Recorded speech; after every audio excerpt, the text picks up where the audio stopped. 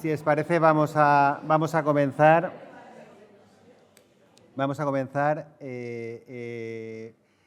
Durante la celebración del acto, pues he recibido muchos agradecimientos, me ha dado muchas personas las gracias, pero aprovecho que es la primera vez que tengo la palabra para decir que eso no ni es justo ni debe ser así. Soy yo el que tiene que estar agradecido y quiero dar. No, ahora mejor. Decía que no es justo ni es correcto, soy yo el que tiene que estar agradecido a Beatriz por su excelente trabajo, a Fernando y a Javier, que es el alma mater de esta colección. Quiero también dar las gracias al equipo de la Editorial Tirant, que siempre, con tanto entusiasmo, prepara todo tipo de actividades. A Cristina, que está por ahí, a Juanlu, que monta los libros, no sé si ha venido, y a todo el mundo, a todo el equipo de la editorial. Lo siguiente que voy a hacer es presentar a la mesa que tenemos hoy sobre... Me voy a saltar un poco el título que tenemos en el programa, vamos a llamarle las relaciones entre cine y derecho en sentido amplio. Y hoy tenemos un equipo, unas personas que han venido aquí a compartir la mesa esta mañana, que creo que es auténticamente de lujo. La presentación va a ser brevísima porque no lo necesitan, pero en fin, sí que la voy a dar. Ana Ferrer, que es magistrada del Tribunal Supremo, la primera mujer magistrada del Tribunal Supremo, ¿es así? De la Sala Segunda, la primera mujer de la Sala Segunda, la sala más cinematográfica y morbosa de toda España. Y bueno, como curiosidad, pues participó en el famosísimo caso del Procés, que igual merece una película en algún momento. En segundo lugar, Luis María Díaz Picazo, catedrático de Derecho Constitucional y magistrado de la Sala Tercera, autor de numerosos libros y estudios y una de las cabezas jurídicas más importantes de España, sin duda. Jordi Nieva, catedrático de Derecho Procesal en la UB de Barcelona, en la Universidad de Barcelona, autor también de un montón de libros y ensayos, un catedrático a la antigua, como hablábamos anoche, es decir, nada de proyectos de investigación y esto, sino escribir. Yo voy a destacar dos, una porque lo he editado yo y otra porque la verdad es que me gustan mucho. Uno es un libro publicado en esta colección que se llama El hombre que mató a Liberty Balance, y uno que ha sacado hace poco, que yo os lo recomiendo, está muy bien, sobre el origen del derecho, un ensayo muy divertido, muy inteligente y muy bien hecho.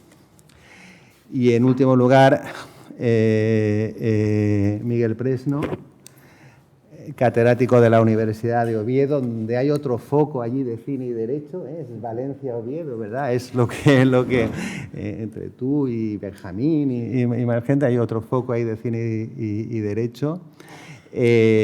También una persona con mucha proyección pública, un catedrático de Derecho Constitucional con mucha proyección pública, autor de también muchísimos libros y artículos. Yo os voy a recomendar dos cosas de Miguel.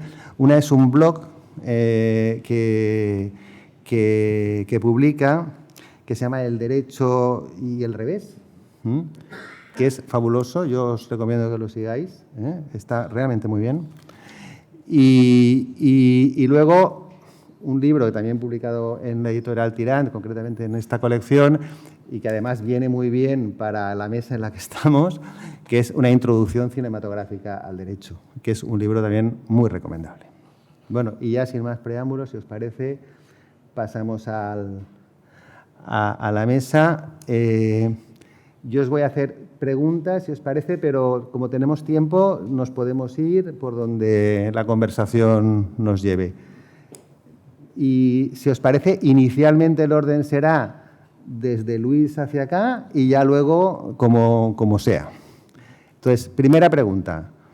¿Qué le aporta el cine al jurista en general? ¿Qué puede aportarle el cine al operador jurídico? Luis. Buenos días. Permitidme que dé las gracias a Salva Vives por esta invitación, que se debe única y exclusivamente a su insistencia, porque yo personalmente de cine sé muy poco. ¿Qué le aporta el cine al jurista? Yo creo que el cine al jurista le aporta en principio lo mismo que cualquier otra manifestación de cultura. Creo que lo mismo que, bueno, pues que haber leído novelas, por ejemplo.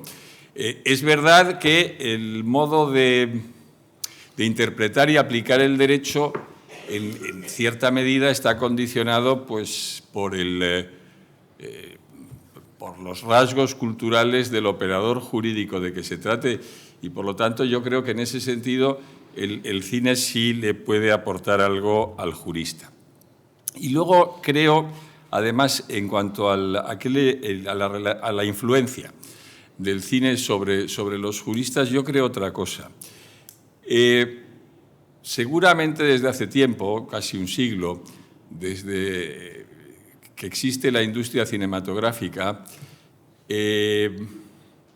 nuestro modo de ver el mundo es muy cinematográfico. Seguramente los juristas del siglo XIX veían e interpretaban las cosas, los juristas y las personas del siglo XIX veían e interpretaban las cosas de otra manera porque no tenían cine. Y hoy no tenemos solo cine, yo creo que hoy todavía más que el cine en nuestro modo de ver las cosas influye Internet, influyen las redes. Yo creo que la mejor prueba de todo ello es que incluso para personas, digamos, habituadas a frecuentar la cultura, digamos, la cultura con una C mayúscula, enfrentarse a obras anteriores al cine es mucho más difícil. Nos impacienta mucho más leer una novela clásica que leer una novela del siglo XX, y yo creo que eso tiene que ver con el hecho de que desde pequeños hemos visto películas y, por lo tanto, una forma de narrar y de observar la realidad que no es, digamos, la literaria tradicional. Pero mucho más que esto no sé decir. Pues Ana. Bueno, lo primero, buenos días a todas y a todos. Como es de rigor, muchísimas gracias, Salva, por invitarme a participar en estas jornadas y, sobre todo, por permitirme desplazarme a Valencia, una ciudad a la que quiero muchísimo, donde he vivido, he compartido parte de mis años y me encuentro entre amigos. ¿Qué aporta el cine? A mí me pasa un poco como a Luis. Yo le decía a Salva, yo de cine no sé mucho, salvo que me gusta. A mí me gusta el cine, disfruto mucho, disfruto en esa soledad, y disfruto especialmente cuando lo veo en las salas de cine, en esa soledad, esa penumbra que te permite aislarte y concentrarte en la película. ¿Y qué me aporta? Y ese es mi bagaje, más que un conocimiento científico. Luego, es cierto que el cine aporta mucho. Me aporta, a mí personalmente, me aporta mucho como persona y me aporta como jurista. Fundamentalmente, en la rama del derecho a la que yo me dedico, el cine tiene una incidencia brutal. Vivimos en una sociedad de lo audiovisual en la que el cine consigue, y todo el producto cinematográfico, porque bueno, ahora el cine se ha visto sucedido por grandes obras a través de las series de televisión. En general, el material audiovisual lo que te permite es palpar esa visión de la realidad desde otros ojos y te pone por delante pues problemas a los que después nos enfrentamos y sobre los que tenemos que decidir, sobre los que tenemos que pronunciarnos, y te da esa visión particular y real desde distintas ópticas, desde las ópticas de las víctimas, desde las ópticas de los victimarios. Es decir, a mí me parece que contribuye de una manera enorme a nuestra formación y a poder llegar a calibrar la incidencia de aquellas materias que después se nos van a poner por delante. Es verdad que el cine, lo audiovisual lo invade todo, lo tenemos mucho más cercano, pero problemas que no están en nuestro entorno y que quizá no podríamos llegar a captar, pues el cine nos los plantea como una realidad palpable y permite destilar algunos aspectos hasta más sensibles. Yo, por ejemplo, recuerdo la película Alicia Boya, Abre los ojos. O sea, esa visión del maltrato nos puso como espectadores delante de una realidad en la que a las que muchas mujeres se enfrentan y otras afortunadamente no, pero sí te permite captar esos aspectos que, bueno, en definitiva, contribuyen a abrirte la mente. O sea que yo, como ese instrumento de aprendizaje y de acercamiento a la realidad, me parece fundamental. Pues Miguel. Muy bien, muchas gracias a todos y a todas los que estáis aquí presencialmente y los que nos están siguiendo en streaming. No voy a hacer un agradecimiento al uso de las galas cinematográficas, pero sí quisiera, bueno, reiterar, como ya se ha dicho, mi gratitud a Salva Vives y en general al personal de Tirán, a la profesora Beatriz Gallardo por haberme invitado y a las demás personas que colaboran en la organización de esta jornada. Y también quiero acordarme de Javier de Lucas, el profesor Javier de Lucas, de Mario Ruiz y de Fernando Flores, ¿no?, que han sido los que han venido, espero no omitir a nadie, coordinando o dirigiendo esta estupenda colección que tenéis, Salva, que es cine y Derecho, ¿no? Pues por esto estoy encantado de compartir esta mesa con Ana Ferrer, con Luis María Díaz Picazo y con Jordi Nieva, ¿no? En cuanto a la pregunta, bueno, después de intervenir en tercer lugar, igual no tengo mucho que decir, ¿no? Incidiré en algunas de las cosas que ya se han comentado. Yo creo que cuando hablamos de cine ya no solo hablamos de cine, hablamos de las series, por ejemplo, ¿no? Y en el ámbito jurídico hay series extraordinariamente buenas. Ayer lo hablaba con Miguel Ángel Ramiro. No se sabe, igual la época dorada de las series puede ser, desde mi punto de vista, que igual se retrotrae a unos años atrás. A mí estoy recordando, por ejemplo, The West Wing, The Good Wife, The Wire. Yo creo que hay un libro pendiente sobre, y lo dejo por ahí, sobre esta serie, ¿no? Pero ya mucho más antiguas, La Ley de Los Ángeles o una serie española, Turno de Oficio, ¿no?, que yo recuerdo haberla visto hace ya mucho tiempo, ¿no? ¿Y qué aporta? Bueno, algo ya se ha comentado, ¿no? A mí, si el cine o las series son buenas, me aporta placer, o sea, es algo que me gusta. Y lo que pasa es que igual los que estamos aquí pues lo vemos no solo como espectadores, sino también como juristas. Entonces disfrutas de la película o de la serie como un mero espectador, pero también, digamos, le sacas punta a veces que un espectador que no tenga, digamos, nuestra formación, pues no lo vería desde otro punto de vista, ¿no? Por ejemplo, a mí una película, yo mencionaré algunas películas, que me parece excepcional es La vida de Brian. Me parece que es una película divertida, que fue además una película, estuvo prohibida en Noruega. De hecho, en Suecia hacían un chiste, y fíjense si es divertida esta película, que en Noruega la prohibieron, ¿no? Pero creo que es una película excepcional para explicar las escisiones de los partidos políticos. Yo estudié los partidos políticos y me parece que poniendo unas escenas de La vida de Brian se entiende el funcionamiento interno de los partidos políticos, ¿no?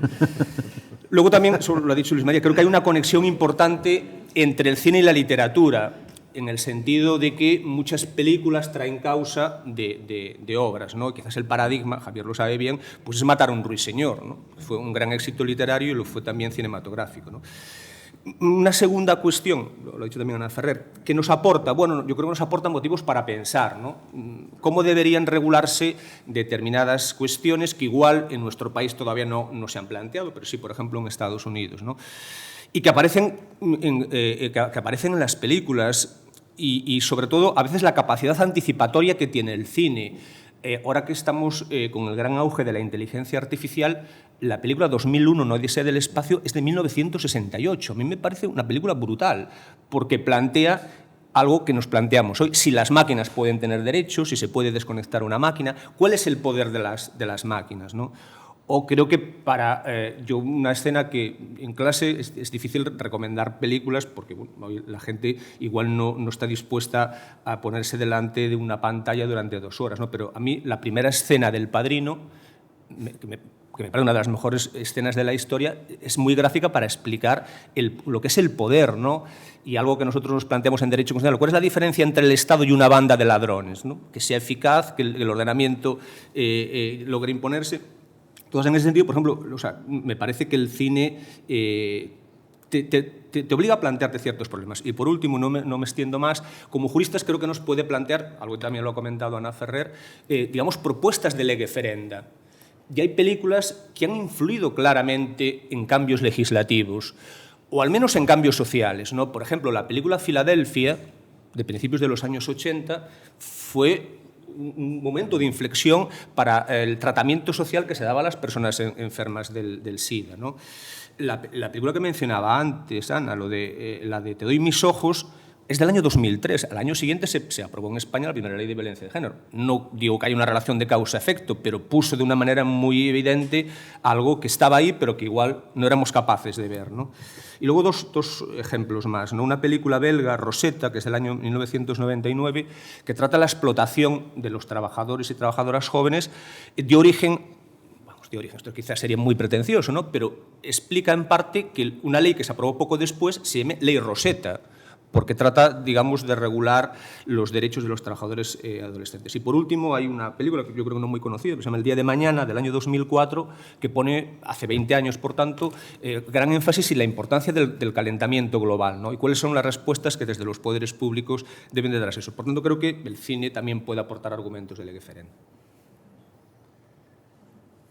Pues, Jordi. Bien, buenos días a todos.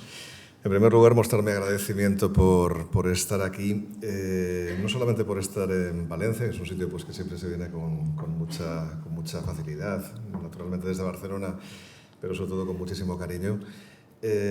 No solamente por estar en un acto en el cual se habla de cine y derecho, que esto parece que es frecuente, pero en realidad no lo es, o sea, forma parte más de nuestras conversaciones privadas que de un acto público como este, y de eso hay que felicitarse. Y también mi agradecimiento por estar aquí, porque bueno, me ha permitido desvirtualizar a las 4 personas que me acompañan en la mesa. Es decir, porque aquí cuando ustedes ven en el escenario pues, a personas... ustedes creen que todo el mundo nos conocemos y es mentira. O sea, yo a Miguel Presno le he conocido hoy, a pesar de que habíamos hablado infinidad de veces, pero siempre a distancia. Ana Ferrer, yo creo que la vimos todos en televisión y también en algún programa en el que incluso pues fuisteis parodiados los magistrados del Tribunal Supremo, el Polonia, ¿no? Y en definitiva, pues bueno, pues verte ahí en directo pues es fantástico, y por supuesto pues a Luis María Díez Picazo, del que también pues tenía noticia escrita, ¿no? Y no personal.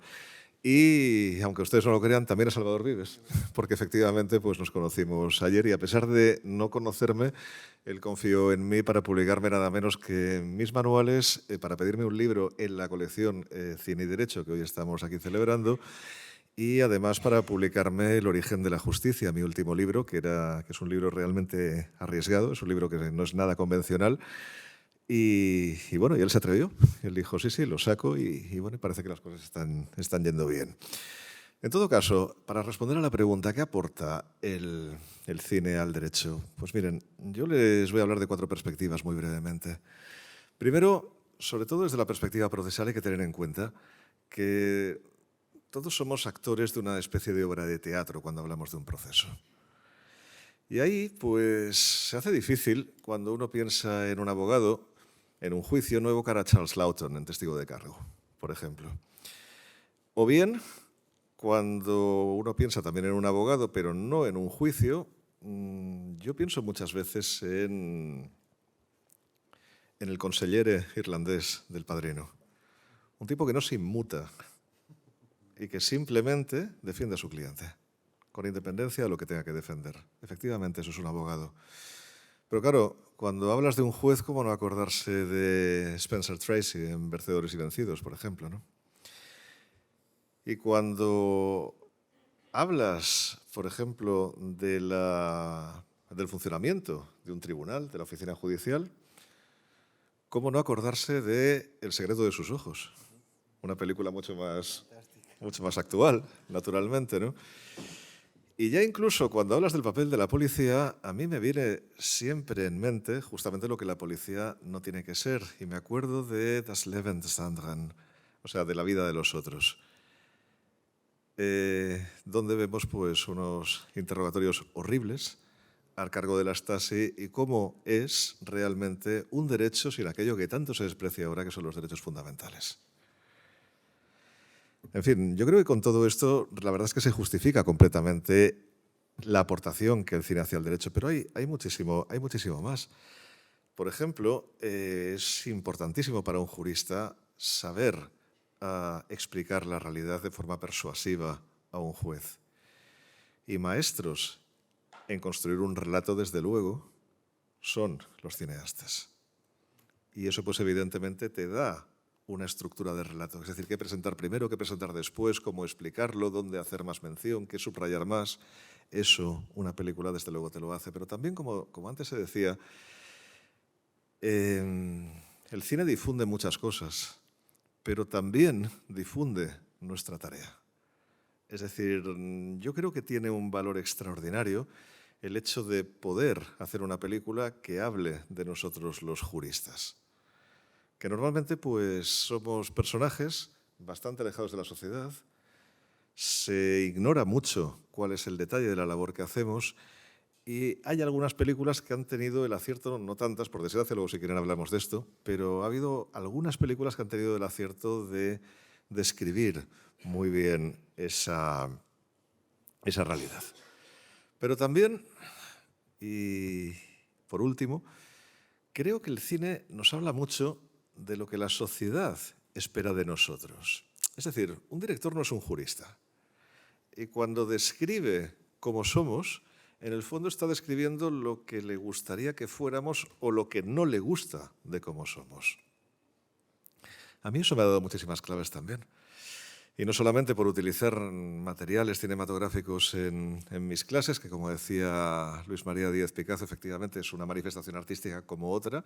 Utilizamos más, naturalmente. Utilizo pinturas también muchas veces, utilizo pues obras de teatro, es decir, novelas, naturalmente. Hombre, ¿cómo no vas a hablar del proceso de Kafka, por ejemplo, dedicándote a derecho procesal, ¿no? El cine y las series últimamente tienen el poder tremendo de que es un producto que puedes adquirir de una forma muy inmediata. Es decir, no es algo que tengas que tener muchísima paciencia para leer y concentrarte y tal. No, prácticamente lo tienes ahí. Con lo cual, pues efectivamente las aportaciones son infinitas y esto es un mero resumen. Gracias. Ya que has sacado el tema de cómo nos ve el cine, cómo os ve el cine, perdón, a los juristas, es curioso cómo el cine en general, porque luego hay muchas excepciones, ve a las diferentes profesiones jurídicas. Es una cosa que veo curioso. Entonces, el juez normalmente lo sitúa bastante en su papel, normalmente. El fiscal siempre, o casi siempre, bueno, salvo en Argentina en 1985, es el malo más malo de todos los malos. El abogado normalmente es un héroe, y luego, en lo que son profesiones parajurídicas, la policía o se hace cine en que se denuncia la corrupción policial estrictamente, pero cuando estamos en un cine de juicios, normalmente diremos, la imagen que se tiene de ella es correcto. El detective privado, por supuesto, es un héroe. Y cuando se confronta con la policía es una inepta, corrupta y tal, pero y los periodistas, por regla general, salvo en La Voz Más Alta o en Ciudadano Kane, también por regla general es curioso la visión que tiene el cine de las profesiones, diríamos, estrictamente jurídicas y las que están cerca de la justicia, ¿no? No sé qué pensáis de esto. Ahora ya podéis intervenir cuando queráis. No sé, Luis, ¿tú qué piensas de eso? Yo pienso que esa es una visión muy de Hollywood. Vamos a ver. Yo lo del detective como héroe no estoy nada seguro de que los grandes detectives de la historia... Pero son unos héroes muy tirados, muy arrabaleros. Pero bueno, podemos decir que son héroes. Pero vamos, dejando al lado eso, yo creo que es una visión muy de Hollywood y muy norteamericana, porque en gran medida está basada en la estructura de las profesiones jurídicas y, como dices tú, parajurídicas norteamericanas, que no es la misma estructura que la de esas profesiones en otros lugares, incluidos lugares de la tradición del common law. Me explico. la relación entre los fiscales y de entrada una cosa que hay que recordar, y es que en la mayor parte de los países del mundo existe el monopolio público de la acción penal. Y eso conviene recordarlo cuando uno ve estas cosas. Y por lo tanto el fiscal es el que puede poner en marcha la maquinaria o no puede poner en marcha la maquinaria. Existe la tensión inevitable entre los fiscales y la policía porque la función y los estándares con los que actúa la policía y con los que actúa el fiscal no son los mismos. El fiscal, si empieza el pleito, tiene que ganarlo, y eso en el derecho norteamericano, como estamos hartos de oír en las películas, exige probar por encima de toda sospecha, de toda duda razonable. Mientras que el policía le basta lo que ellos llaman la probable cause, el tener indicios suficientes como para echar a andar. Entonces, ahí hay un problema, si lo queremos ver así, político o de garantías, que es los contrapesos entre quien investiga y quien acusa. Porque estamos muy acostumbrados a pensar que, justamente, debe haber que quien acusa no juzga, o sea, la barrera que debe separar al juez penal del acusador, pero en términos de garantía de las libertades hay otra barrera de la que somos mucho menos conscientes, al menos en estas latitudes, que es la que debe existir entre la policía y el que acusa. Hombre, y luego, ya puestos a decirlo todo, yo lo que creo es que es una visión muy hollywoodiana por otra razón, porque, a ver si lo digo correctamente, porque para los norteamericanos, esto que voy a decir lo decía ya Tocqueville, en los Estados Unidos, históricamente, cualquier conflicto ha tenido la tendencia a transformarse en un conflicto jurídico. Les gusta discutir los grandes problemas en términos jurídicos y ante los tribunales de justicia. Y además, muy frecuentemente, y no solo en el ámbito penal, y esto es una peculiaridad norteamericana, con jurados. Y por lo tanto, para un espectador norteamericano, que es al que primariamente se dirige ese cine, eso consiste en hacerle ver algo con lo que ellos están familiarizados y en lo que ellos en gran medida son partícipes. Y eso para nosotros, bueno, pues nos pilla mucho más lejos. Cuando digo nosotros, no digo solamente los españoles, incluso para los ingleses o para los indios o los australianos que pertenecen a la tradición jurídica del common law, eso no es exactamente así. Y todo eso, además, lleva a otra cosa, y es que la visión hollywoodiana de todas esas profesiones jurídicas es una visión muy basada en el derecho procesal. Es muy difícil, bueno, yo no soy un experto como mis compañeros de mesa en cine en absoluto, pero yo recuerdo pocas películas que tuvieran que ver con cine y derecho en las que lo que se discutiera fuera, en el que el tema central fuera un problema de derecho sustantivo. Son batallas procesales. Entonces, probablemente ese es el encanto de ese cine, que es un cine que cuenta batallas, pero claro, cuenta batallas muy ajustadas a una realidad jurídica, institucional y social que es muy peculiar de los Estados Unidos, tal como yo lo veo. Yo creo, estoy de acuerdo con Luis, tiene mucho que ver la influencia del cine de Hollywood, fundamentalmente. El que tenga preferencia el diseño de determinados papeles es porque el rol que interpretan es mucho más atractivo. El abogado que lucha y remueve todos los obstáculos para restablecer esa desigualdad social, el fiscal menos, la policía. En un sistema en el que la labor de investigación recae fundamentalmente, más que en los sistemas continentales, que tenemos la figura del juez de instrucción, allí la policía asume el rol que en otros sistemas tendríamos los jueces de instrucción. Y luego el jurado. Claro, el jurado, la institución del jurado tan implantada en el sistema anglosajón desplaza la relevancia del juez o la jueza. Si examinamos las películas, yo creo que, bueno, si hay jueces históricos, ya no el juez de la horca, por mucho que fuera Paul Newman y nos encantara, en fin, no es el modelo de jurista que defendemos, o las dudas de Spencer Tracy en Nuremberg, bien, pero figuras que focalicen en el dilema del juez, bueno, pues yo encuentro una de la serie B que a mí se llama Doble sentencia, de Richardson, que el protagonista es Peter Strauss, este hombre rico, hombre pobre, que era lo que veíamos todos en la televisión cuando veíamos la misma. Pues, ¿por qué? Porque se enfrenta a un dilema que es el que nos atormenta a todos los jueces, que es la nulidad de las actuaciones. Es un caso muy, un asesino en serie malvadísimo que ha violado y ha matado a un montón de criaturas y bueno, pues es una puesta en valor de la legalidad en la obtención de la prueba. Entonces, la policía, el rol de la policía es nefasto, pero pone al juez en el papel de tener que anular un proceso y absolver al culpable, que es culpable de todos los puntos de vista, bueno, pues absolverla por la nulidad de la prueba. Es de las pocas sentencias recientes en las que, bueno, pues se centra en los dilemas a los que nos enfrentamos, en el que, bueno,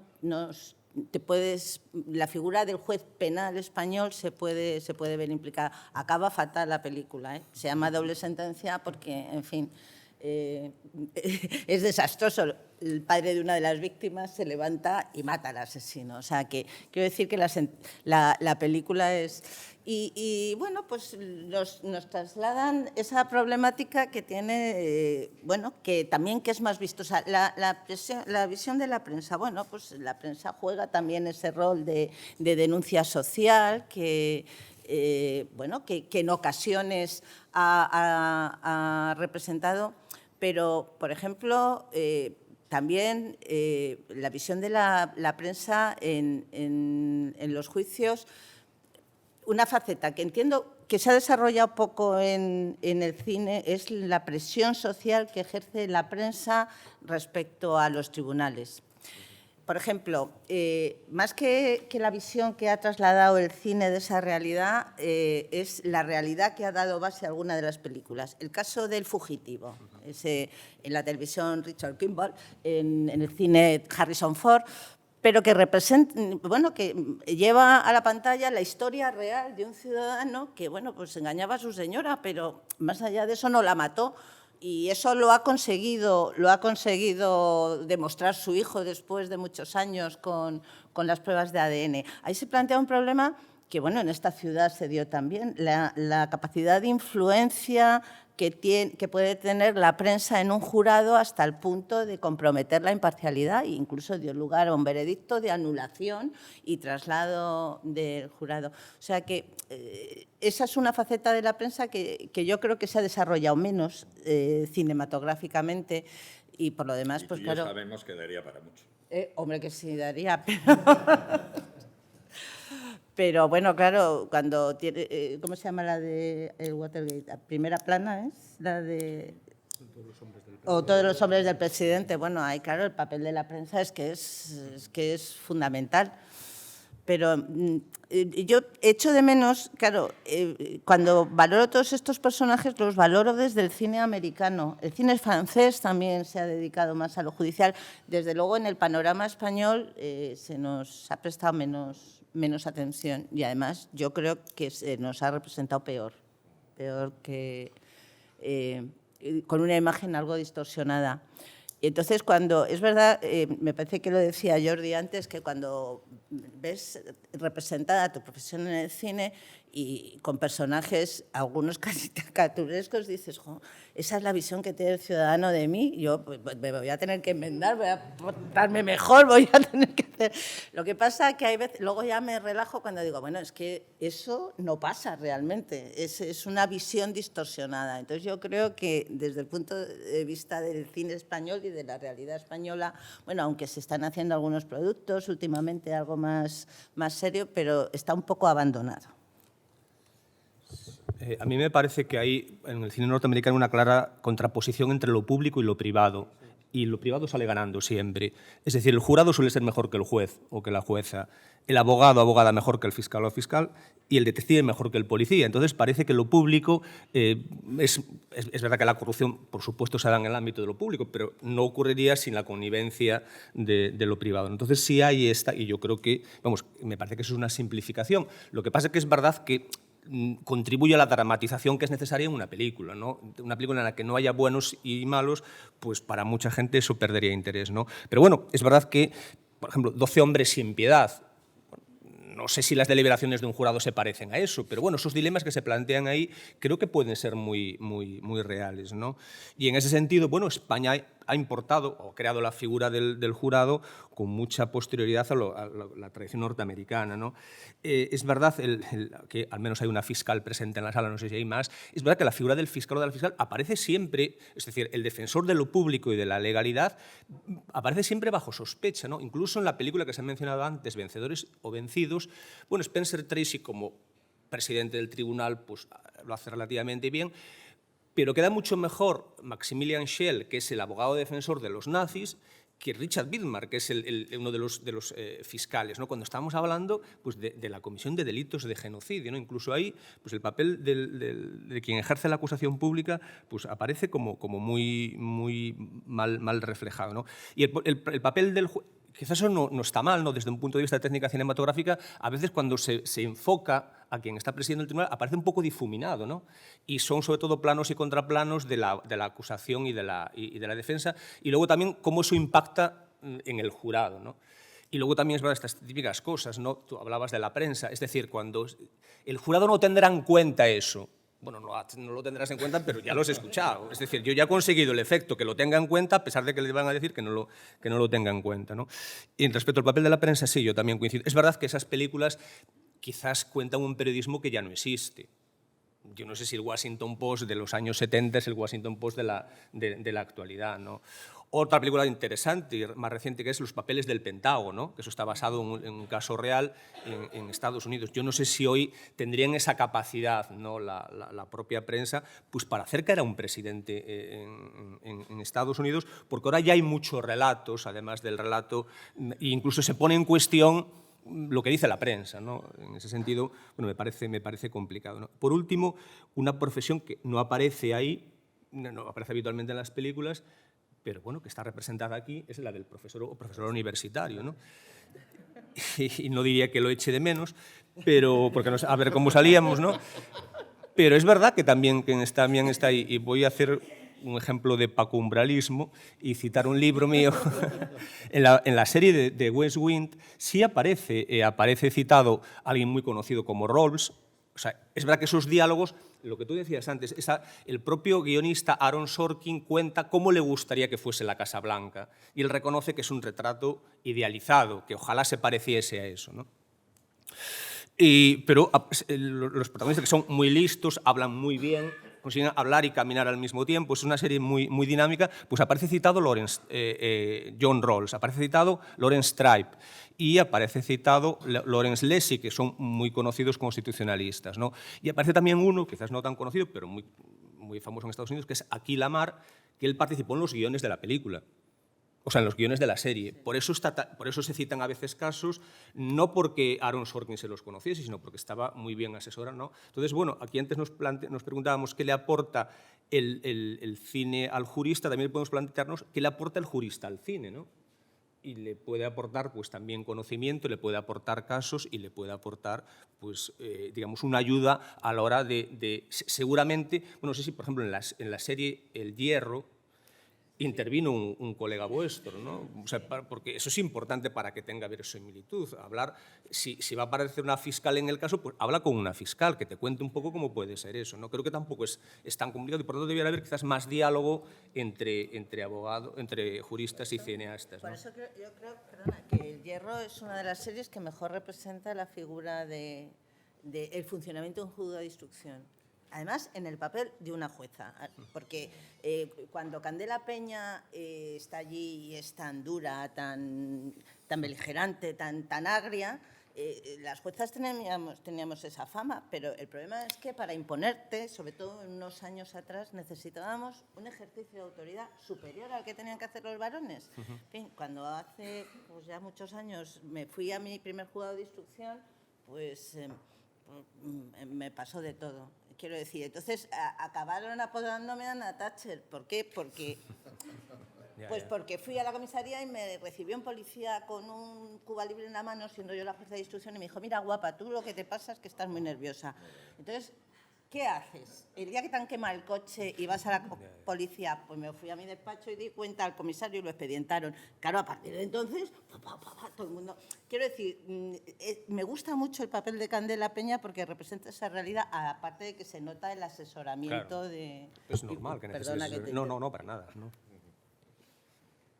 Yo, si me lo permite, Salva, voy a polemizar un poco. En los países latinos estamos acostumbrados a darnos mucho la razón y a recelar de la discrepancia, pero en realidad creo que tendríamos que empezar a hacerlo de otra manera, porque la discrepancia ayuda a crecer y ayuda incluso a formar mejor tus propias opiniones. Y por eso voy a sacar 4 temas en los cuales creo que el cine ha sido contraproducente para nuestra ciencia jurídica, es decir, para la forma en la que nosotros llevamos los procesos. En primer lugar, ¿ustedes se han dado cuenta que en casi todas las películas americanas se hace apología de los abusos policiales? O sea, eso es lo que está bien. Es decir, uno ve las películas de Harry el Sucio, por ejemplo, y Harry el Sucio es ese policía que hace lo que le da la gana, que tiene una capacidad de identificar a los malos extraordinaria y que lo que hace es matarlos, básicamente. Y eso está bien. Y es lo mismo que pasa con uno que ni siquiera es policía, que es Charles Bronson, en la serie aquella de películas, pero bueno, luego uno se va a Mel Gibson en Arma Letal. Es decir, es que uno puede continuar constantemente, o bueno, el mismo Bruce Willis en La Jungla de Cristal. Es decir, siempre es el policía que, por supuesto, se extralimita completamente. La Bill of Rights de su Constitución es como si no existiera, por supuesto, pero eso es lo bueno y eso es lo que está bien. Yo creo que eso ha sido negativo, naturalmente, para la labor policial en general en el mundo y también, por supuesto, en España. Otro de los desastres creo que ha sido en materia de interrogatorios. Es decir, el interrogatorio anglosajón, la cross-examination, es, perdonen por decirlo así, una forma de tortura psicológica. Es decir, creer todavía, a día de hoy, que acosando a una persona que está sentada en un estrado y arrinconándola, diciéndole sí, tal, y venga, y pregunta, y no sé qué, y que va a decir la verdad, es desconocer absolutamente todas y cada una de las líneas que han escrito los psicólogos del testimonio desde que han empezado a dedicarse a esto. Y que nos han aportado mucha información útil que nos ha hecho entender que el estrés es enemigo de la memoria, fíjense ustedes, que además la gente cuando pasa el tiempo se acuerda muy mal de las cosas porque nuestra memoria es efímera. ¿Cuándo celebramos los juicios? ¿2 años después? ¿3? Que por supuesto es absolutamente inadmisible la preparación de un abogado o de un fiscal, de un testigo. ¿Qué les voy a contar? Y que naturalmente se tiene que colocar a un testigo en un ambiente relajado, tranquilo, con tiempo, con paciencia, que no se le hagan preguntas directas, que se pueda expresar sin ningún tipo de problema. Vale, pues ahora evoquen cualquiera de nuestras salas de justicia, con personas vestidas de negro, con el testigo sentado en el centro, siendo a los ojos de todos, y vean si ustedes si esto tiene algo que ver con lo que exigen los auténticos expertos en la materia, que no somos los juristas, sino que son los psicólogos del testimonio. Es decir, el cine ha llevado lejísimos la loa que le hizo Wigmore a finales del 19, principios del 20, al interrogatorio cruzado, que realmente, insisto, como medio de averiguación de la realidad, al contrario de lo que decía Wigmore, no sirve científicamente absolutamente para nada, por más sensación de saber que le pueda haber dado a más personas, jueces inclusive, por supuesto, Nadie tiene la capacidad de mirar a la cara a una persona y saber si miente o dice la verdad. Nadie puede adivinar si alguien miente o no mirando su gestualidad. Todo eso son prejuicios que han sido completamente descartados por la ciencia, y eso pues evidentemente también hay que decirlo, y el cine no ha contribuido a eso. Luego otra cosa que me molesta, pero no es solamente con respecto a los juicios, sino también es con respecto a la política. No sé si os habéis dado cuenta que cada vez que se habla de vuestro trabajo, los periodistas lo están tratando exactamente igual que si fuera prensa rosa. Sin más, es decir, y este juez esto, y este juez lo otro, y este ha dicho no sé qué, y ahora la fuente, y ahora no sé... Y con la política exactamente igual. Oiga, estamos hablando de la gobernación de un país, no estamos hablando de si se ha quedado embarazada no sé quién, o si le ha sido infiel no sé cuántos a no sé quién, o si le ha desheredado a uno a otro. O sea, estamos hablando de cosas extraordinariamente serias. Y ustedes las están banalizando al punto que están caricaturizando absolutamente a personas con una tremenda responsabilidad, entre ellos a jueces. Y por supuesto que eso pues no hay más remedio que aguantarlo, pero no es algo que me parezca que sea propio de una buena prensa. Y a eso ha contribuido naturalmente la prensa estadounidense y cómo ha quedado reflejada en el juicio. Bueno, y ya lo último, el jurado. Que a día de hoy, un fósil como el jurado, es decir, un grupo de ciudadanos sin experiencia para juzgar, sin conocimientos jurídicos, sin conocimiento de los hechos, a diferencia de los antiguos jurados, por cierto. Únicamente porque han jurado, es decir, porque están inspirados, que no van a motivar su veredicto. En España sí, y en fin, vamos a dejarlo. Es peor. Es peor. Que no motivan su veredicto, que únicamente dicen guilty o non guilty, culpable o inocente. Que se crea todavía que eso es mejor que un juez profesional debidamente formado a través de unos exámenes y a través de una escuela judicial, a mí me parece verdaderamente monstruoso. El jurado es algo que puede servir o pudo servir en la antigua Roma, naturalmente, en el procedimiento de las leyes y acciones, que los hacían con jurados, procedimientos arcaicos. Los griegos, a Sócrates lo condenó un jurado.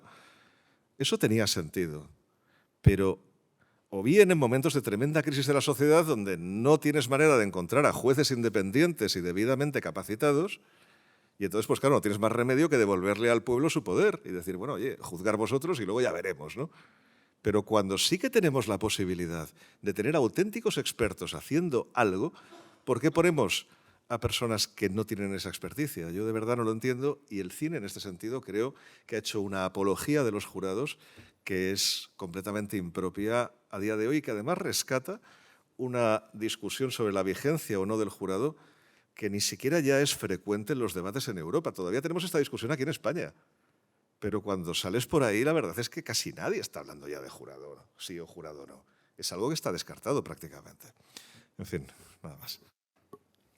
Sobre el jurado, yo sobre el jurado como fósil, que es la expresión que has usado, que además yo creo que tiene que ver con lo de los interrogatorios como tortura psicológica, que también es la expresión que has usado. Yo creo que ahí, puedo estar de acuerdo en parte, pero yo creo que ahí habría que ser más matizados. Empezaré por el jurado. Es verdad que en Europa se discute menos, pero hay muy pocos países europeos donde haya jurados puros. Es decir, los jurados en los países europeos, Francia, Alemania, son escabinatos, son jurados mixtos. Y eso ya es otra historia. Y luego, además, tampoco magnifiquemos al juez profesional. No digo que tampoco magnifiquemos a los jueces profesionales. Bueno, algunos quizás sí. Bueno, quiero decir que también tiene sus inconvenientes. Yo creo que el jurado incluso hoy tiene una enorme utilidad. El hecho de que los legos o un grupo de legos de ciudadanos escogidos al azar participen en la decisión de justicia tiene una enorme utilidad en aquellos casos en los que hay un elemento de valoración moral significativo en el asunto. Porque ahí el problema es, mire usted, ¿por qué este juez y no otro? Mientras que, en cambio, mire usted, esto es por sorteo y una muestra aleatoria de la sociedad en la que vive. Entonces, yo creo que en los supuestos en los que hay algún elemento moral significativo, el jurado puro o mixto sigue siendo muy útil. Y luego, esto tiene que ver, tal como yo lo veo, con lo que has dicho sobre los interrogatorios como tortura psicológica. Seguramente la mayor parte de los interrogatorios de la historia del cine son tremendos. Algunos hombres buenos. Es memorable esa escena. Porque además ahí el que es torturado es el interrogante o el interrogador. Vamos a ver, tiene que ver de nuevo yo creo, con lo que os decía al principio, con una visión muy procesal y muy de lucha ritualizada, que es el sistema, el adversary system de los americanos, donde lo importante no es la averiguación de la verdad, sino ganar la batalla. O sea, yo es que creo que si aquí hubiera un norteamericano, diría, es que no es el mejor modo de hallar la verdad. Seguramente su respuesta sería que la preocupación principal del sistema no es hallar la verdad material indubitada, sino la igualdad de armas y que gane el mejor. Y que lo decida un jurado. Es decir, lo digo de otra manera. Creo que los presupuestos sobre los que está montado, los presupuestos implícitos, sobre los que está estructurado ese tipo de proceso, no son sobre los que partes tú o partimos los aquí presentes. Yo también tengo que romper una lanza a favor del jurado. Es decir, eso que esté fosilizado. Bueno, a nosotros nos falta experiencia y práctica en el jurado. Bueno, lo tuvimos antes de la guerra en la República, lo tenemos desde 1995. Sí creo que no ha conseguido lo que era su finalidad fundamental, que era implicar a los ciudadanos en la administración de justicia. Es decir, la gente sigue experimentando como una carga insoportable el ser convocado para un jurado. ¿Por qué? Pues son procedimientos muy lentos, son antieconómicos, porque lo que un tribunal ordinario se sustancia en una hora, el jurado son un par de días. Pero, sin embargo, la experiencia de la gente que participa en los jurados, yo creo que por las encuestas que luego emiten, la gente, luego el participar de esa función le gusta. Eso desde el punto de vista del jurado. Desde el punto de vista de los juicios, nosotros tenemos un jurado puro, pero es un jurado muy tutelado. Es un jurado muy tutelado porque el presidente puede disolverlo si entiende que no hay prueba. Y los grandes casos de fracasos estrepitosos del jurado, hasta tal punto que después se ha demostrado que no era esa persona, el caso de Rocío Baninkoff, en fin. Los grandes fracasos son fracasos de no haber disuelto el jurado o de haber admitido unos objetos del veredicto que no, en fin, que después, claro, también es que nos hemos tenido que ir formando con ello. Pero es verdad. Por ejemplo, claro, cuando hablas de la motivación del jurado es horrible porque es que el jurado no tiene que motivar. O sea, la gran distorsión de nuestro sistema es que se le exige al jurado que motive. Ahora, a la hora de hacer una valoración de la prueba, mi experiencia, por lo que veo, es que la gente es razonable. O sea, el ciudadano es razonable y sabe discriminar. Generalmente, una vez que va pautado, el magistrado presidente o la magistrada le tiene que eliminar las pruebas, le tiene que eliminar aquellos aspectos que no tiene en cuenta, aunque, claro, entramos en esa contaminación del conocimiento, lo que tú has oído. Por eso en el jurado tiene la ventaja de excluir algunos. Pues las pruebas nulas no se sustancian en el juicio. En fin, en el cine, sin embargo, el jurado español no ha tenido, porque como no tenemos un cine judicial español, pues la figura del jurado todavía no, yo creo que no ha tenido una representación cinematográfica. Pero bueno, ya. Yo no sé si Miguel quieres decir algo. Pues yo, si os parece, pasamos a otro. Yo tengo una sensación que seguro que es incierta, o sea, que me la corregís si así lo veis. Y es que, diríamos, el cine tenía mayor confianza en el sistema, por entendernos, el cine clásico, de la que tiene ahora. Cuando hablamos de vencedores o vencidos, que sería el ejemplo arquetípico, y luego, por poner el ejemplo arquetípico en contra, El Padrino. El Padrino no deja títere con cabeza, no hay nadie que se salve. Ya sé que no es una línea continua, ya sé que hay películas antiguas que también expresan desconfianza hacia el sistema y hay películas modernas que expresan confianza hacia el sistema, pero me da la sensación que como tendencia general el cine presenta ahora más desconfianza ante el sistema. El cine clásico idealizaba más el sistema. No sé si tiene algo que ver con el fin de la Segunda Guerra Mundial, con la publicidad que necesitaban hacer las democracias de lo que era la democracia occidental, no lo sé. Es posible que sea eso parte del escepticismo que cunde actualmente entre la gente con respecto al sistema y que les hace pues simpatizar con opciones pues que evidentemente son antisistema, ¿no? Y yo creo que eso es un producto, no lo sé, lo he pensado muchísimas veces, ¿no? Pero creo que es un producto del hecho de que de alguna forma a nuestra generación y a la anterior se nos prometió que si nos esforzábamos, si íbamos a la universidad y teníamos un título universitario, triunfaríamos. Y eso no ha ocurrido. O ha ocurrido en algunos casos, pero hay muchísimos casos de personas que tienen una carrera, 2, 3, no sé cuántos másteres, no sé cuántos títulos, etcétera, ¿no? Y no han encontrado ese papel de triunfadores, ¿no? en la sociedad. Claro, que es un papel que efectivamente sí que podías conseguir, pues cuando en los años 70, por ejemplo, tenías un título universitario, había muchísima menos competencia, había muchas menos oportunidades de acudir a la universidad y, por tanto, la verdad es que no hacía falta ser un extraordinario profesional para llegar bastante arriba y, ojo, sin perjuicio, naturalmente, de quienes sí que fueron grandes juristas en aquella época y que lo hubieran sido en cualquier situación, naturalmente, y que, por supuesto, los hubo, ¿no?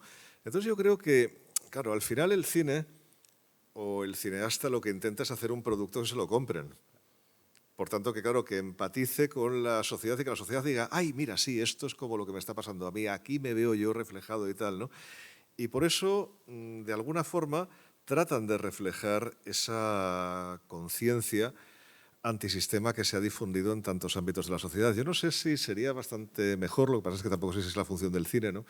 Sería bastante mejor, pues, asumir que la vida de uno no está para triunfar, sino está probablemente para extender, perdón que me ponga un poco liberal del inicial, ¿no? Del siglo XVII prácticamente, ¿no?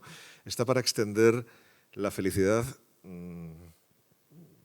por toda la gente en la medida en que ello sea posible. Pero claro, ser feliz no es estar en la élite de la sociedad. Consiste precisamente en que esa élite o no exista o se extienda por toda la sociedad de manera que todo el mundo se sienta implicado en el sistema. Creo que esa es una mejor manera de implicar a la gente en los poderes y no, perdón que no me lo puedo callar, y no ponerlos en un jurado durante un par de días a hacer algo que nunca han sido instruidos para hacer. No creo que esa sea una forma de implicar a la gente en el poder, de empoderarla, como se dijo durante unos años, hace relativamente poco.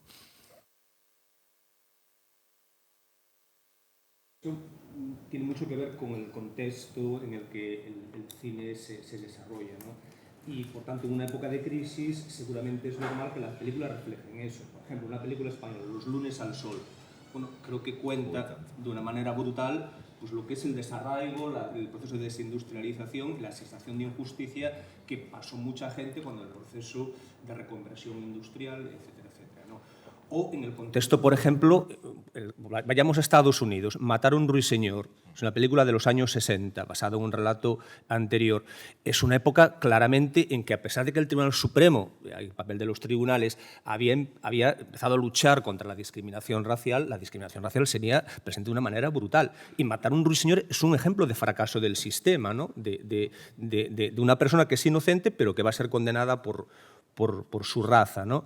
Ahí yo creo que el libro y la película se complementan, ¿no? Cuando la hija le pregunta a Atticus Finch, ¿no? ¿Por qué pasa eso, ¿no? Entonces él dice, esto también lo que comentaba Luis María del cine, como una especie de batalla, ¿no? El padre le dice, uno raras veces vence, pero alguna vez vence, ¿no? Esta no va a ser una de esas veces, ¿no? También es verdad que a veces el cine refleja a través de un juicio la reparación de una injusticia. Por ejemplo, la película El nombre del padre, ¿no? Un caso escandaloso de condena de unas personas inocentes en Gran Bretaña, ¿no? Pues al final, pues digamos, ahí la justicia sale mejorada. Esta es en la película de los años 90, ¿no? O un último ejemplo, que ha dado gran autoestima a un país, como es Argentina en 1985, es decir, en el que se cuenta un proceso de cómo lo complicado que fue juzgar a aquella gente en ese contexto, ¿no? Pero sí, insisto, yo creo que esto, y luego es verdad que refleja mucho, me parece que el cine carcelario, que podría ser un género, es un caso de libro de fracaso del sistema, ¿no? De cómo en muchos casos la gente que está allí no debe de estar o está en unas condiciones terribles, ¿no? Yo creo que una película española, por hablar también del cine español, Celda 211, me parece una película brutal, ¿no? Y me parece que, desgraciadamente, en fin, si no coincide con la realidad, se podría parecer al menos en ese contexto. Yo creo que es un poco lo mismo. Si el cine es el espejo de la realidad en una sociedad en crisis, con gente que se siente maltratada y excluida, tiene que llevarlo al cine. Y en una época también de desgaste de las instituciones, por distintos motivos que no vamos a entrar, pero lo institucional va desvaneciéndose. Por ejemplo, la película de Los lunes al sol, o la de Los márgenes del año pasado, el problema de los desahucios. Bueno, claro, pues es que es la realidad que nos acompaña. Es lógico que eso tenga su reflejo en el cine. Sí, pero supongo. Yo no estoy seguro de que esta época sea menos. No creo que sea una época particularmente pesimista de la humanidad. Sí que creo dos cosas. En primer lugar, que, de nuevo, en la medida en que el cine norteamericano es el que marca la pauta, los Estados Unidos hace ya bastante tiempo que son una sociedad profundamente escindida. Polarizada, se dice ahora. Y con una falta de consensos sociales básicos acentuada, cosa que antes no ocurría. Además, incluso desde un punto de vista intelectual, vivimos en una época donde, lo voy a decir con una expresión técnica, es decir, la deconstrucción lo domina todo. Entonces, cosa que para quienes contaban historias visuales o de otro tipo en los años 50 o incluso 60, eso no era así. Entonces, en ese sentido, vivimos en una sociedad, no creo que más pesimista, pero sí más descreída. Y, por lo tanto, en una sociedad donde, en fin, se le busca mucho más no solamente el blanco o el negro, sino también las sombras. Bueno, y eso además creo que en el caso norteamericano está más acentuado que en otros países. Porque cuando uno ve películas no norteamericanas que tengan que ver con este tipo de cosas, la imagen es menos autodenigratoria que... Hay una película que a mí me gusta mucho, y repito, no entiendo mucho de cine, que es La ley del menor, que además viene de una gran novela de Ian McEwan, donde Ian McEwan además explica cómo se documentó sobre el funcionamiento de los tribunales de Londres para hacer esa película, de los tribunales y del derecho sustantivo. Yo no diría que esa sea una película donde los ingleses se autoflagelan por lo mal que funciona el sistema, porque al final lo que vienen a decir es, mire usted, el Reino Unido sigue siendo un país estupendo, es lo que viene a decir esa película. O sea que yo creo que tiene que ver con una sociedad, todo esto que dice Salva, que es verdad, no creo que sea tanto pesimismo como descreimiento. Bueno, pues en la última fase de este coloquio habíamos quedado en que íbamos a lanzar algunos temas. Yo he seleccionado temas que no se hubieran tratado en las sesiones anteriores para no repetir, y creo que Miguel o Jordi habéis dicho lo conveniente que sería hablar de racismo, y lo lanzo. Cine y racismo. ¿Quién quiere empezar? Sí. Sí, la verdad es que el cine ha sido muy importante, y antes ha dicho también aquí, para sensibilizarnos sobre algunos fenómenos. Yo creo que uno de los primeros fue precisamente el racismo, ¿no? Por lo menos del cine de hace unos 40, 50 años, ¿no? Bueno, más, es que pasa el tiempo y uno no se da cuenta, 60 años, ¿no? Sí, era un fenómeno pues que la verdad es que no teníamos la conciencia de estar experimentando, porque es que ese racista estaba bien visto, no nos engañemos. O sea, yo recuerdo perfectamente, pues hace 30 o 40 años, que contar chistes de personas afroamericanas pues era algo completamente normal, y no solamente eso. Y en otros países, incluso con una historia pasada bastante negra, como por ejemplo Alemania, pues contar chistes de judíos todavía era algo pues bastante frecuente, y ahora lo es menos. Pero también ha servido no únicamente para eso, sino para tratar de luchar contra la discriminación en general, ¿no? Porque, por ejemplo, otra discriminación absolutamente normalizada cuando yo era adolescente era la de los homosexuales. Y eso, pues, claro, ver tan reflejado, digamos, una tendencia sexual en la pantalla, pues al final ayuda, por supuesto, a normalizarla. Es decir, yo creo que ahí el arte en general, como decíamos antes, ¿no?, pero el cine en particular ha ayudado a combatir este tipo de fenómenos, y sobre todo ha ayudado a que muchas personas hagan autoconciencia, ¿no? O sea, o hagan autoexamen de conciencia, bueno, examen de conciencia sin más, porque siempre es único, ¿no? Siempre es de uno, ¿no? Y digan, oye, ¿no seré que yo también quien estoy implicado en estas actitudes? Es decir, que esto no solamente está pasando en un jurado de un lugar remoto de Estados Unidos que condenan a una persona afroamericana. O sea, ¿no será que cuando yo miro a un afroamericano y considero, por ejemplo, si va a entrar en mi familia, o considero si soy amigo de él, o considero si hago un negocio con él, o considero si le contrato, pues a lo mejor también tengo esa misma reacción de desconfianza, ¿no? Y hablo de un afroamericano porque es lo más visible. Podríamos hablar de personas de diferente condición social, de diferente sexo, vestidas de una forma que no nos gusta. Claro, incluso, por ejemplo, en la valoración de la prueba o hasta en la valoración de los exámenes. O sea, que levante la mano aquel que no conozca a ningún juez o ningún profesor que no se haya dejado llevar alguna vez por esos prejuicios sociales a la hora de valorar a alguien. Cuando yo entré en la facultad era absolutamente normal comentar, y lo recordarás tú también probablemente, o muchos de los que estáis aquí, era absolutamente normal que se comentara si la chica que acababa de entrar era guapa o era fea. Totalmente normal. Claro, es algo que a mí me sorprendía, ¿no? Y me causaba estupor ya entonces, pero claro, como veías que todo el mundo se reía, yo es que nunca he sido muy gregario, ¿no? Entonces, claro, tendía a quedarme fuera, ¿no? Ahora ya no se hace. No es una cosa ya tan habitual como antes, y mucho. O sea, todavía se escuchan cosas naturalmente, pero no es lo que era antes, lo puedo asegurar, ¿no? Y es posible, pues, que, no sé, películas como El diario de Bridget Jones, por ejemplo, hayan contribuido también a decir, oye, vale, sí, no se ajusta a los cánones establecidos por esta sociedad como persona bella, pero a lo mejor también puede ser interesante, ¿no? O a lo mejor esos cánones son una estupidez y no tienen ninguna importancia. Ejemplo de la relevancia social que tiene el cine, ¿no? Y de cómo pueden cambiar o ayudar a cambiar las cosas.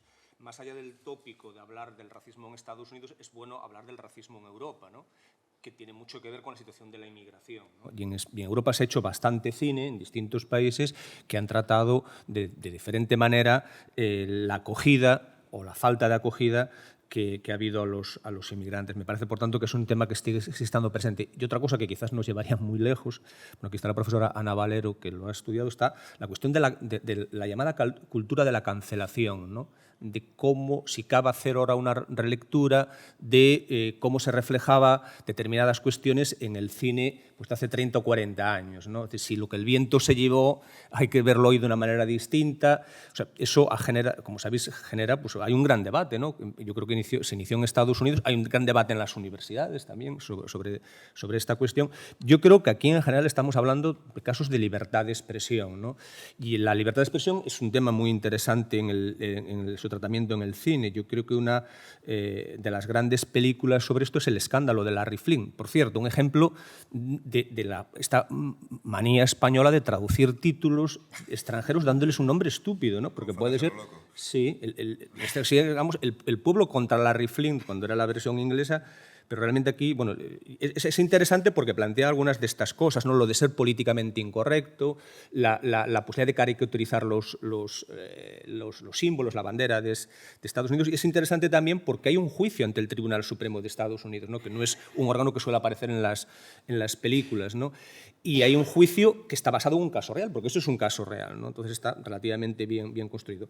Pero insisto, o sea, lo de lo políticamente correcto, pues yo creo que también tiene un reflejo en cómo podemos revisar ahora pues, obras hechas o que tuvieron cierta influencia hace 30 o 40 años. Entonces creo que a veces bueno, no tenemos que dejarnos llevar por el presentismo, sino situar eso en el contexto en el que fue y no tratar, digamos, de reescribir ese pasado, sino de que ese pasado pues, sea efectivamente pasado y no siga presente, ¿no? Volviendo a lo que dice Miguel Ángel, es como, bueno, hay películas que decimos envejecen bien o no envejecen bien. La vida de Brian envejece estupendamente. Los romanos que han hecho por nosotros, o sea, sigue estando. Hay otras que son intolerables. ¿Por qué? Porque el cine representa y exterioriza los valores de otra época. Volviendo al cine español, ya un ejemplo que desde luego no es significativo, pero a mí, bueno, estudiando el tema me llamó la atención. Hay una película que se llama Audiencia Pública de Florian Rey, el cineasta de la República, que después, bueno, tuvo una vuelta, dicen que es el maestro del cine sonoro español. Bueno, pues hay una que se llama Audiencia Pública, donde se trata el tema de los bebés robados, por ejemplo. Y bueno, en esa película la moraleja es que la razón la tiene el adoptante, porque realmente que le quitaran el niño a la madre, bueno, pues es simplemente primar el bienestar de la criatura. Quiero decir, es una moraleja que ahora mismo repugna, pero es el producto de su tiempo. No podemos ir revisándolos todos, aunque cuando ves algunas películas te sonrojas. Y el racismo, bueno, pues el racismo y la discriminación en general, la racial. Ahora mismo, pues el fenómeno de la inmigración en su manifestación muy específica de los cayucos, del drama que vive todas estas personas. Bueno, hace 2 días en televisión hicieron una serie sobre el caso este de Malta. En fin, bueno, pues se va. A favor o con una postura muy favorable que la sociedad luego no avala. O sea, y ahí están las leyes, ahí están las leyes. Pero va haciendo mella, ¿eh? Cuando la gente ve la realidad y esas cosas impresionan. Es como si me perdiese un momento, es como la vida de Brian. Yo he observado un fenómeno muy curioso y es un apunte nada más. La vida de Brian es una película que yo recuerdo que cuando se estrenó había gente que se negó a verla y protestó muchísimo, y ahora esa misma gente o gente que pensaba igual que a aquellas personas les encanta la vida de Brian. Es decir, algún efecto transformador tiene. Sí, sí. Pero fíjate, hasta El Padrino empieza con un tema de discriminación. Cuando está en la boda y va y dice, oiga, mire, es que los tribunales no nos hacen caso porque somos italianos y entonces nos discriminan. Es decir, que la discriminación... Es que El Padrino habla de todo. El Padrino podría dar para un compendio de... No sé si Luis querías añadir algo. Bueno, sí, hombre, el racismo, de nuevo, yo creo que también hay que ver las peculiaridades norteamericanas. Es decir, la esclavitud ha sido un elemento determinante de la historia de los Estados Unidos, y digo más, al final de la Guerra Civil y la reconstrucción abolió la esclavitud, proclamó la igualdad, pero la igualdad no fue efectiva hasta las leyes de derechos civiles de los años 60. E incluso hoy, pues, en fin, lo de Black Lives Matter, pues sigue siendo un problema, pero es un problema muy específicamente norteamericano. Ojo, no digo que el racismo exista en Estados Unidos solo, cosa que no es verdad, y que otras formas de discriminación no existan, pero el problema de la minoría afroamericana, voy a ser correcto, en los Estados Unidos es un problema muy específicamente norteamericano, por una parte. Y por otra parte, es verdad que a veces los logros sociales, los logros políticos se consiguen contra las mayorías sociales. Es decir, si la ley de derechos civiles de Johnson hubiera sido sometida a referéndum, es muy probable que hubiera salido que no. Hay una película espléndida que creo que se llama El mayordomo, que cuenta la historia de un señor que fue mayordomo, una historia real, que fue mayordomo, negro, por supuesto, con 5 o 6 presidentes y que se jubila siendo presidente Obama. Entonces va rememorando, es un conjunto de flashbacks, va rememorando su vida, la de su madre, que había nacido en una plantación, etcétera, etcétera, y al final tiene que ir a que le pongan la medalla, en fin, la medalla que sea. Y entonces abre el cajón, y en el cajón tiene pasadores de corbata que le había regalado cada uno de los 6 o 7 presidentes a los que había servido continuadamente. Y no sabe cuál ponerse en un momento dado. Y al final opta por el que le había regalado Johnson. Este es el señor que hizo aprobar la Ley de Derechos Civiles. O sea que, quiero decir con esto, arde Mississippi. En arde Mississippi son los muchachos federales de la Oficina de Derechos Civiles los que van a... Es verdad que luego practican la brutalidad policial. Pero mire usted, o sea, se ensucian las manos en los términos de Sartre. Pero bueno, si no hubieran llegado los muchachos federales de Washington, el Ku Klux Klan habría seguido por ahí campando por sus respetos. Quiero decir que, bueno, sí, pero es que quizá el mundo sea así. Y las cosas no son siempre... Los buenos no siempre van al cielo, sino que cometen pecados. Un segundo tema, que viene además al hilo del libro de Jordi, es el tema del origen del derecho. Hay una película sobre la que Javier y yo tenemos una pequeña conversación siempre, que se llama Sin Perdón, que para mí es de las mejores películas de los últimos años. Y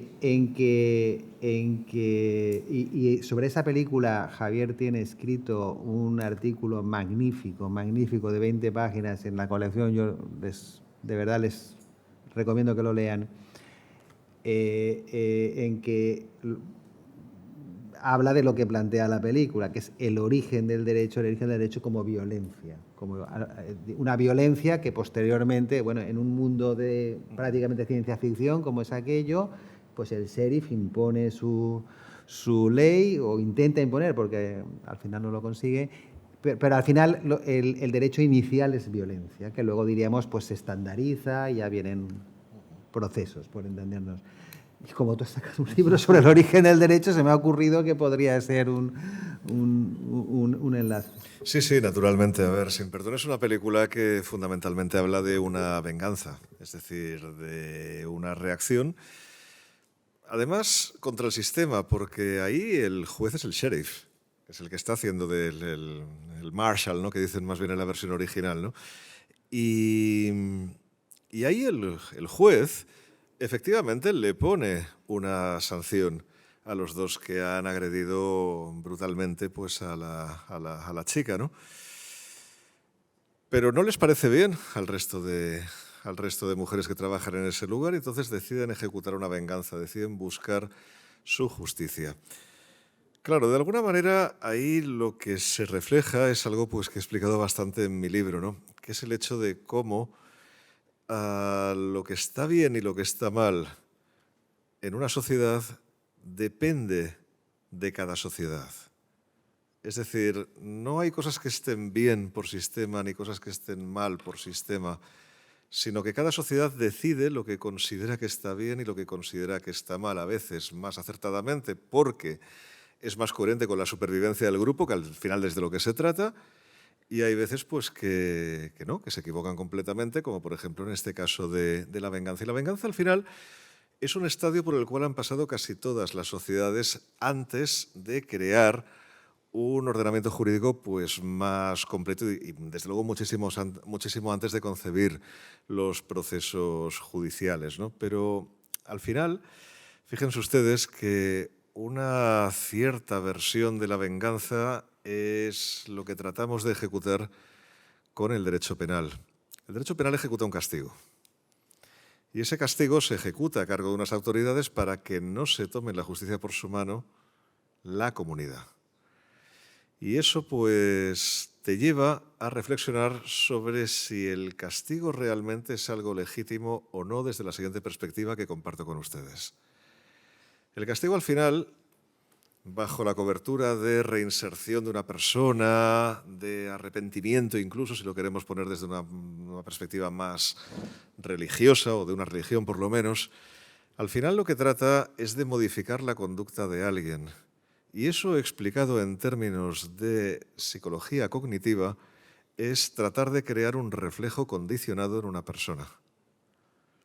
Es decir, no es algo diferente de la doma de animales. No es algo diferente de cuando un animal hace algo malo, un perro que hace pues, sus necesidades en un lugar donde no quieres, pues le das con un periódico en el hocico, ¿verdad? Y entonces creas el reflejo condicionado para que no lo vuelva a hacer. Cuando analizas las entrañas del castigo, te das cuenta que al final, con el retribucionismo, por supuesto, desde luego, pero en gran medida con la prevención general, estás tratando de hacer algo bastante parecido e incluso se podría defender en términos de prevención especial. Y ahí es cuando dices, ¿realmente es legítimo este sistema que hemos, más que diseñado, arrastrado en el tiempo y tratado de actualizar a nuestra época? Y que me perdonen todos los penalistas presentes en la sala. Gracias.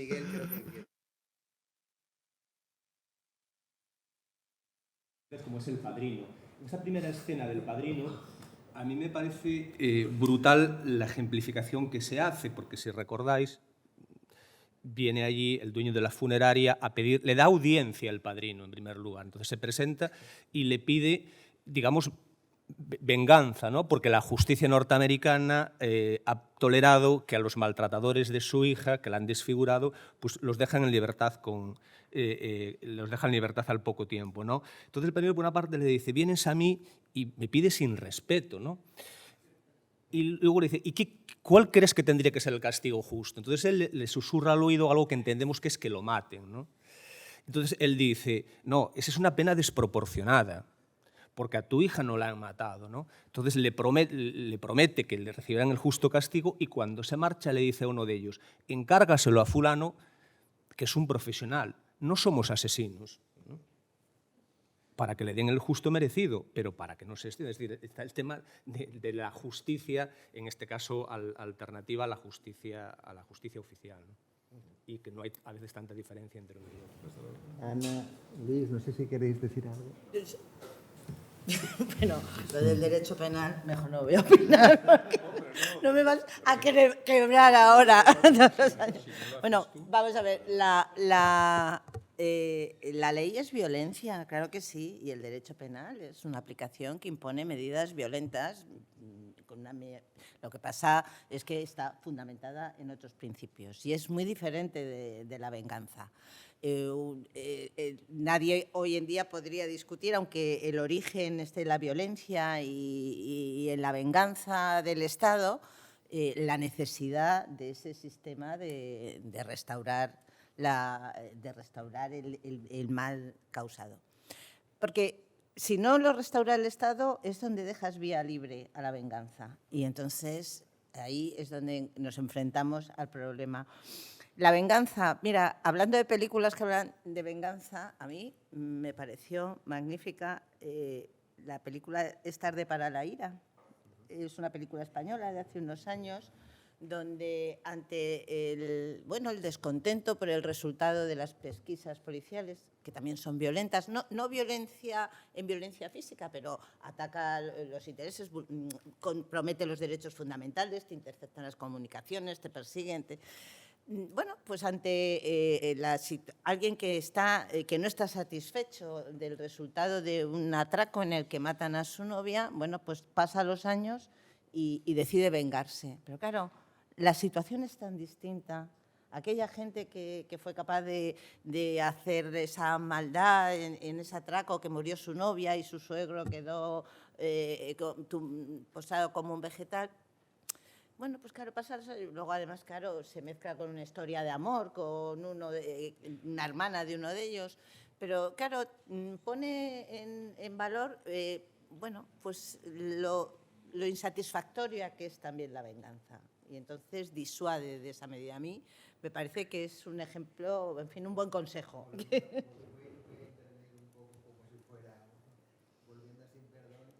venganza no consigue que ninguno de los grupos que hay allí consiga sus objetivos, ninguno. El pistolero que estaba con sus hijos, quiero recordar, y queda convertido en un pistolero agresivo que no lo quería. Sus 2 compañeros quedan muertos. La prostituta por la que se había hecho esto, hay una escena que a mí me parece terrible cuando intenta acercarse a él para rehacer su vida, diríamos, maritalmente con él, y tampoco lo consigue. El sheriff y todo el pueblo quedan arrasados. O sea, nadie consigue sus objetivos a través de la venganza, nadie. Esa es la moraleja. Sí, que en la novela, que eso además yo creo que está buscado en la película, porque en la novela el protagonista, ahora no recuerdo el nombre, sí que vuelve con su hijo y, digamos, restablece un poco su vida, pero en la novela Clint Eastwood la corta ahí. Sí.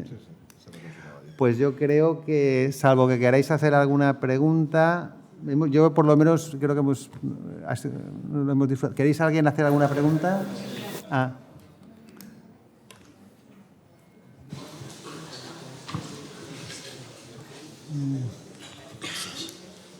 ¿Me se oye? Sí. Vamos a ver, a don Luis, más que una pregunta, puede ser una objeción. Ha dicho que no santifiquemos o no elevemos a los altares a los jueces. Bueno, a mí me recuerdo un premio Nobel, no recuerdo francés, que dijo que sería cómico, si no fuese tan dramático, ver que un hombre juzga a otro. Podríamos poner a los jueces la figura de César, de decirles constantemente recuerda que eres humano, que es una evocación de este principio. Pero yo me veo obligado, si no a santificarles, sí a reclamarles más presencia, porque a falta de eso tenemos la figura de los jueces sustitutos y fiscales sustitutos, que para darle envoltura en este contexto podemos decir que sería buen guión para hacer varias películas de miedo. Eso como objeción. Algunas sugerencias. El fiscal héroe, que sí que existe, lo tenemos en la película JFK, que es Jim Garrison, que lo sustituye Kevin Costner, porque el fiscal Jim Garrison hace de juez, que es el que escribe el libro. Por cierto, el libro es mejor que la película. Esta pregunta también suele hacerse, también como anécdota solo, cuando se pregunta qué es mejor, el libro o la película. Pues hay 2 respuestas que son muy claras. Una es, ¿has visto la Biblia? Es mejor el libro. Y la otra, que la ha citado, 2001, se pone como que hay que leer el libro para entender la película. Pues no. Arthur Clarke fue guionista de la película y escribió el libro después de la película. Y no se entiende. Puedo poner una cosa que se ha saltado, que yo aporto una posible solución de la que estoy muy convencido.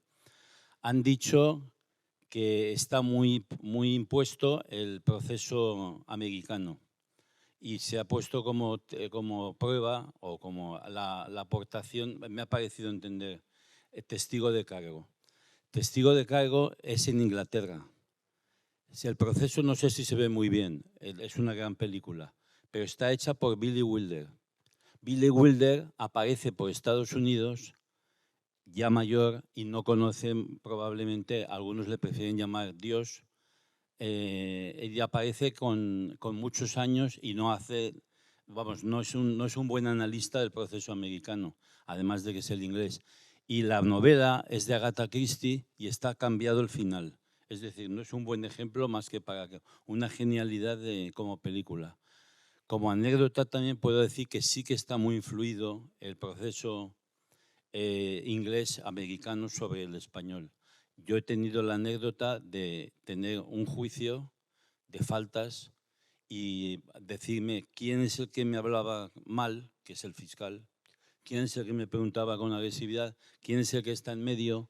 Y esto, el desconcierto fue mayor cuando introdujeron el cambio de que el secretario se sentó al lado del juez, porque la modificación de la ley procesal y tal que hablaba de una distribución.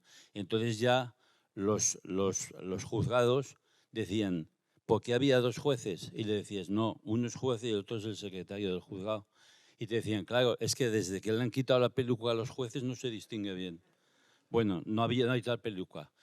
La protesta que hacen la compañía de seguros, que van y le dicen que el abogado contrario le ha tratado mal.